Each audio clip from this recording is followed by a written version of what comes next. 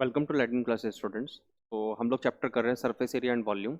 और उसके अंदर जो हमारा सबसे पहला क्वेश्चन है वो ये है कि यहाँ पे बोर्ड पे कि a medicine capsule is in the shape of a cylinder with two hemispheres stuck to each other at its ends. हम देख रहे हैं कि मेडिसिन कैप्सूल है, इसके दोनों तरफ जो है वो क्या है, हेमिस्फेरिकल।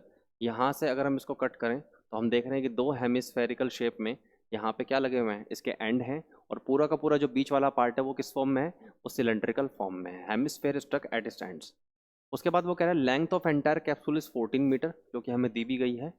और उसके बाद वो कह रहा है कि diameter of the capsule is 5 metre. जो डायमीटर है कैप्सूल का वो कितना है, 5 मीटर है। यहाँ पे हम देख भी रहे हैं कि जो डायमीटर है वो 5 मीटर है। Find the surface area. इसका हमें सरफेस एरिया निकालना है। इसका मतलब जितना भी आउटर पार्ट आपको दिख रहा है उस पूरे का आपको एरिया निकालना है। तो क्वेश्चन के अंदर सबसे पहले मैं यहाँ पे इसकी प्रॉपर फिगर बना रहा हूँ। फिगर किस तरह से है, जब जब आप इसको ब्रेकआउट करेंगे, यानी कि इस तरह से ये आपको कैप्सूल दिया हुआ है।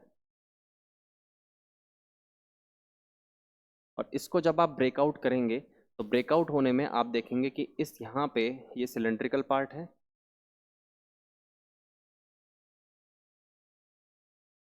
यहाँ पे। और उसके बाद ये जो स्फेरिकल पार्ट है ये इस तरह से है।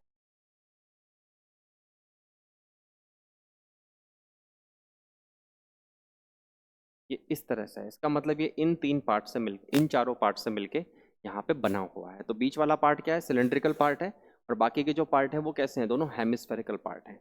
अब आप देखिए यहाँ पे डायमीटर दिया गया है। डायमीटर का मतलब जो ये हैं हमारे हेमिस्फेयर, इनकी जो रेडियस है यहाँ से यहाँ तक वो कितनी दी गई है, यहाँ से यहाँ तक। डायमीटर का हाफ कर देंगे हम उसको तो वो कितनी आ जाएगी, अगर ये 5 है यहाँ से यहाँ तक 5 मिलीमीटर, तो ये कितना होगा यहाँ से यहाँ तक, ये इसकी रेडियस होगी। और रेडियस कितनी हो जाएगी, 5/2, यानी कि ये 2.5 मिलीमीटर। 2.5 मिलीमीटर। उसके बाद ये भी कितना हो जाएगा, 2.5 मिलीमीटर।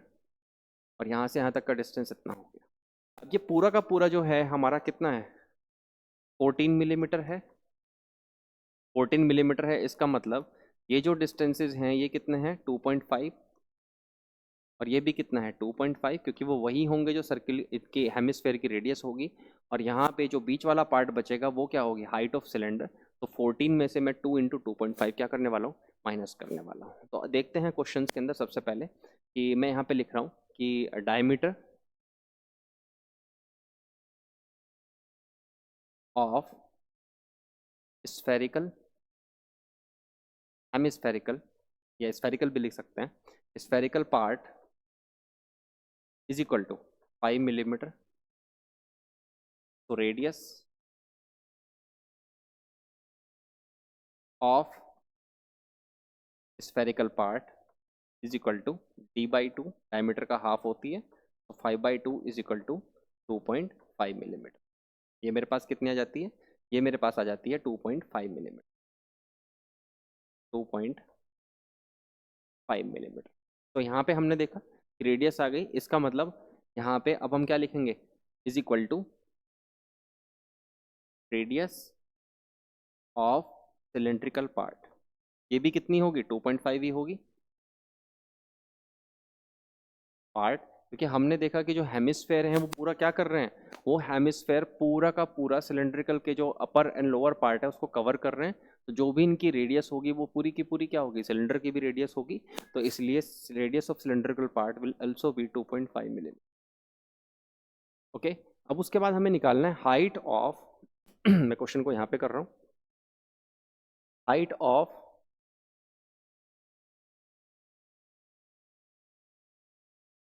Cylindrical part. हाइट भी लिख सकते हैं, लेंथ भी लिख सकते हैं। सिलेंड्रिकल पार्ट वो कितनी होगी, 14 माइनस या total height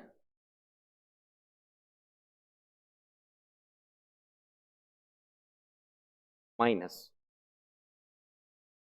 2 × radius of hemisphere. ये कितना होगा, 14 - 2 × 2.5।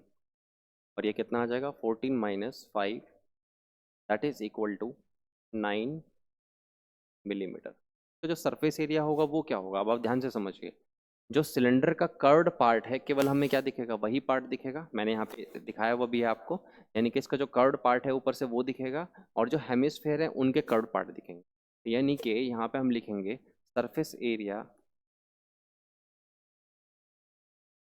इज इक्वल टू, क्या लिखेंगे, curved surface area CSA of cylinder, cylindrical part, plus twice into CSA of hemispherical part, hemispherical part. तो CSA ऑफ सिलेंड्रिकल पार्ट मैंने आपको बताया था कितना होता है, वो होता है हमारे पास 2πRH, RH प्लस, और CSA ऑफ हेमिस्फेयर मैंने आपको बताया था कितना होता है 2πR², 2πR²। यहाँ पे हम इसको सॉल्व करेंगे तो कितना आएगा 2πRH प्लस 4πR², क्योंकि जो रेडियस दोनों का सेम है तो हम क्या कर सकते हैं, मैक्सिमम क्वांटिटीज को कॉमन ले सकते हैं। तो ये हो गया 2πR, मैंने कॉमन ले लिया, ये बचा H, यहाँ से 2 चला गया, सो ये बचेगा 2।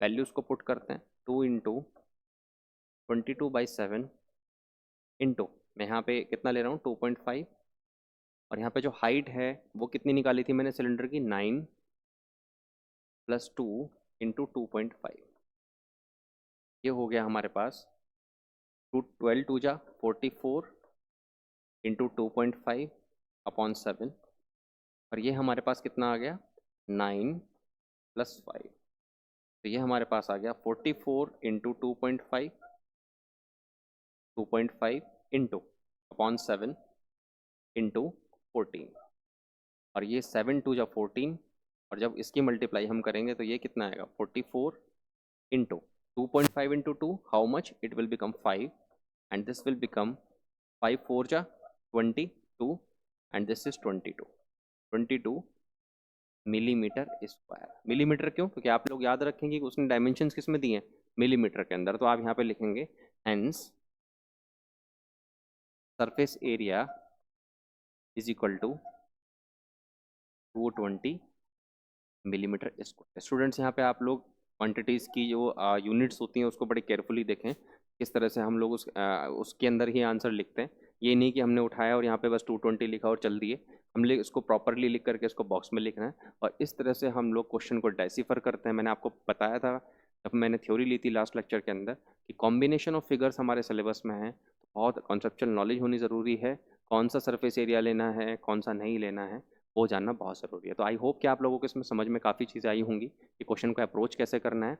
आप ये फिगर चाहें तो एग्जाम में बना सकते हैं, अदरवाइज आप लोगों का अगर विजुअलाइजेशन अच्छा है, प्रैक्टिस कर ली है आपने, या मेरी वीडियो से काफ़ी कुछ सीख गए हैं, तो फिर आप लोगों को फिगर बनाने की ज़रूरत नहीं है, आप डायरेक्टली ये सिंपल फिगर बना करके क्वेश्चन को सॉल्व कर सकते हैं।